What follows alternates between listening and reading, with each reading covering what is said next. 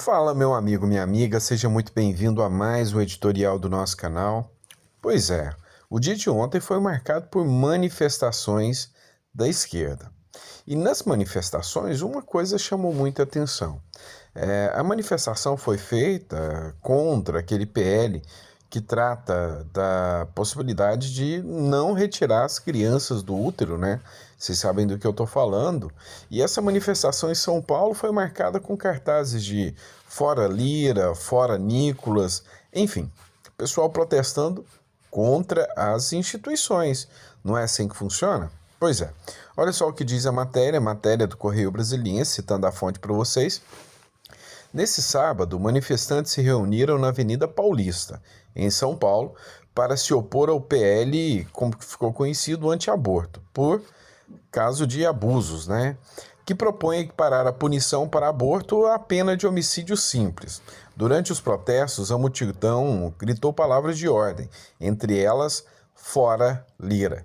De acordo com a Polícia Militar, ao menos 5.000 pessoas participaram do ato, para a comissão organizadora que representa 60 entidades que foram convocadas para manifestações. Foram 10.000. Estavam também presentes a deputada federal Sâmia Bonfim, do PSOL, e o deputado estadual paulista Carlos Gianazzi, também do PSOL. Além de se oporem ao PL, os manifestantes também pediram que mais hospitais realizem a interrupção da gravidez. A pergunta que eu tenho para vocês aqui agora é: se os cartazes que lá estivessem fossem fora STF e as pessoas estivessem vestidas de verde e amarelo, o que estaria acontecendo? Né? Esse é o grande ponto. Há essa liberdade de manifestação e pedir a cobrança de retirada de membros das instituições assim, livre para ambos os lados? Agora eu te pergunto também, tinham deputados, né? Deputados lá participando desse evento, onde nitidamente iam contra o presidente do Congresso, né? O presidente da Câmara dos Deputados. Vão responder por alguma coisa? Estão atentando contra a instituição? Vão ser investigados? Vão ser incluídos em algum inquérito aí? Pois é, isso aí faz a gente pensar um pouco se não existem dois pesos e duas medidas na atuação do Supremo Tribunal Federal. A grande verdade é que esse PL foi marcado por uma imensa vastidão de fake news por parte da esquerda, por parte de deputados que, assim, descaradamente espalharam fake news sobre esse projeto de lei que tramita na Câmara dos Deputados.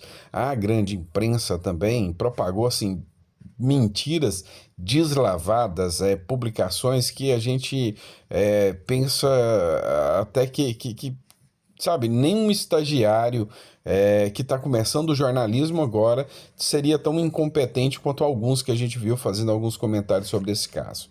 Então isso aí mostra que sim, a mídia tem um viés ideológico, mostra que sim, essas pessoas não têm noção nenhuma do que estão protestando simplesmente baseado em fake news. Essa é a grande realidade. Vamos lá, pessoal. Outra questão também que gerou muita discussão foi a questão das eleições que ocorreram em Porto Rico. Matéria da Revista Oeste foi divulgada pela deputada federal Bia Kicis. Porto Rico identifica erro em contagem de votos de urnas eletrônicas. O problema de software nos equipamentos se deu durante as eleições primárias do país no início de junho. Pois é, na hora de fazer as contagens, comparando, né, as primárias das eleições lá em Porto Rico, muitas apurações da urna, que é de uma empresa norte-americana, acabou dando voto nulo, né? Ou seja, resultado nulo para alguns candidatos. E isso aí, a empresa respondeu que se deve a um erro. Não houve prejuízo eleitoral lá em Porto Rico, porque lá também é o sistema misto, né, de papel também. Então acabou que não teve prejuízo. E aí o próprio Elon Musk também se manifestou, dizendo que tem que acabar com essa questão de urnas eletrônicas, que isso é um desserviço à sociedade, à população. Pois é, o Elon Musk foi amplamente criticado pela esquerda, né? Como bem se pode imaginar, foi criticado por vários aí, e se brincar, o Alexandre de Moraes acaba colocando o Elon Musk aí também no inquérito e tornando o Elon Musk inelegível aqui no Brasil, né? Porque já viu como que funciona. Questionar é impossível, né? Vamos lá. Outra matéria que a gente vai tratar agora, a matéria do Estadão, que fez críticas ao Supremo Tribunal Federal. Quando o chefe do STF não vê problemas em condutas antiéticas de juízes, a sociedade tem um problema. Demorou para o Estadão acordar, mas é óbvio que a sociedade tem um problema e um grande problema. A ética elástica do judiciário. Luiz Roberto Barroso diz não ver necessidade de um código de ética para regular condutas dos ministros, donde se supõe que não veja condutas antiéticas a serem reguladas. Ou seja, vários questionamentos estão sendo feitos sobre a postura dos juízes do Supremo Tribunal Federal. Inclusive, agora teve a questão das diárias de passagens dos seguranças dos ministros do Supremo Tribunal Federal. Viagens em que, num final de semana, foi gasto aí quase R$ 100 mil de segurança do ministro Dias Toffoli, né? E foi feito o questionamento para o STF sobre esses gastos. O site do STF saiu do ar, o Estadão questionou o Supremo Tribunal Federal, a Folha de São Paulo também questionou o Supremo Tribunal Federal sobre esses gastos, disseram que não precisam apresentar gastos, cobraram a questão de fazer uma conduta de ética dos ministros do Supremo Tribunal Federal. Roberto Barroso falou que o Supremo Tribunal Federal não precisa, né, desse um código para regular as condutas dos ministros. Afinal, na visão deles, eles estão acima de qualquer ética, né? Também agora teve a questão dos gastos do judiciário, extrapolando em muito gastos altíssimos. E aí quando você começa a ver as notícias que surgem sobre o próprio Supremo Tribunal Federal, essa semana circulou a notícia do Gilmar Palusa, né? Não sei se vocês viram comentar sobre isso, que seria um evento que contaria com os 11 ministros do Supremo Tribunal Federal, não aqui no Brasil, mas lá em Lisboa, onde eles passariam um tempo lá, tudo custeado, né, com verbas públicas, onde teria esse evento. E, na verdade, é uma farra com dinheiro público. Isso foi muito questionado, o STF foi alvo de críticas aí, e com toda razão, né? Afinal, quem paga um imposto é o povo, né? O problema é que o poder está na mão deles. Vamos lá, pessoal. Também foi interessante a gente ver aqui uma crítica do deputado federal Sóstenes Cavalcante. Está havendo uma animosidade muito grande por parte dos deputados, não só dos conservadores, mas deputados também de centro estão tendo críticas enormes, né, à atuação do Supremo Tribunal Federal. Está tendo aqui um racha nítido. E o Lira, ele está no meio termo aqui. Ele está dividindo aqui entre agradar gregos e troianos. Ele tenta não causar um conflito com o STF, mas ele também tem que apaziguar os ânimos em relação aos deputados federais que estão ali já não suportando mais as investidas do Supremo Tribunal Federal, tanto contra as pautas conservadoras, tanto as pautas aprovadas no Congresso, pautas econômicas, a gente pode citar o PL anti-aborto, como ficou conhecido, a gente pode citar também o PL antidrogas, a gente pode citar a questão da desoneração da folha de pagamento, que também chamou muita atenção.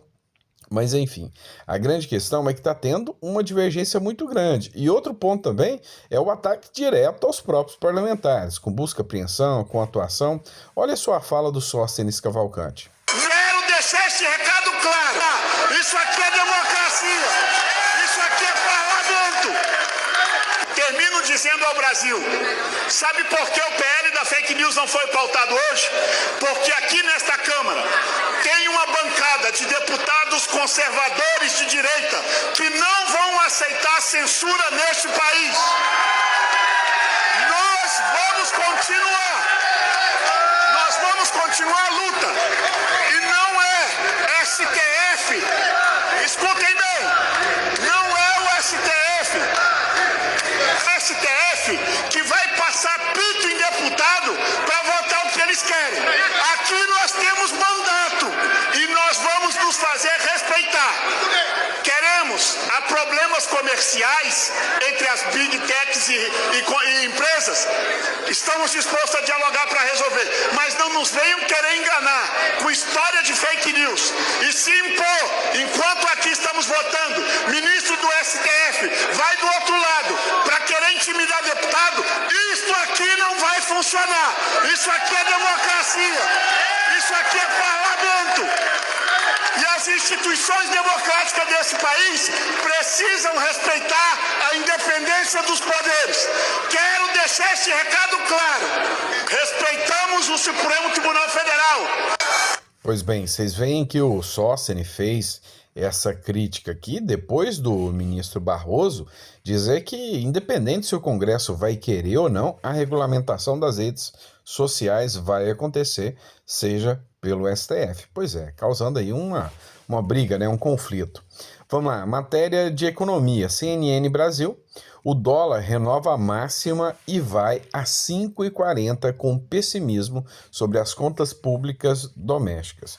Pois é, quando acontece do mercado, do pessoal criticar, né, os gastos do Lula e falando, olha, a inflação vai estourar, a bolsa caiu, o dólar já bateu 5,40. Então, a resposta sensata de um presidente sensato seria: vamos reduzir custos, vamos melhorar a nossa gestão. Mas não foi o que aconteceu com Lula. Com Lula, ele faz exatamente o contrário. Ele quer aumentar mais gastos. É realmente um governo que o foco dele é gasto, né? Ou seja, é gastar mais, é cobrar mais, é arrancar o máximo de dinheiro que ele conseguir. E quem está pagando essa conta não é o rico, é o mais pobre.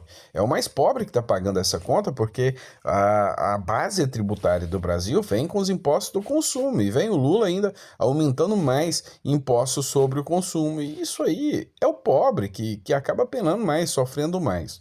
Olha só, o dólar fechou nessa quarta-feira negociado a 5,40, na venda com um salto de 0,82%, maior cotação desde janeiro de 2023.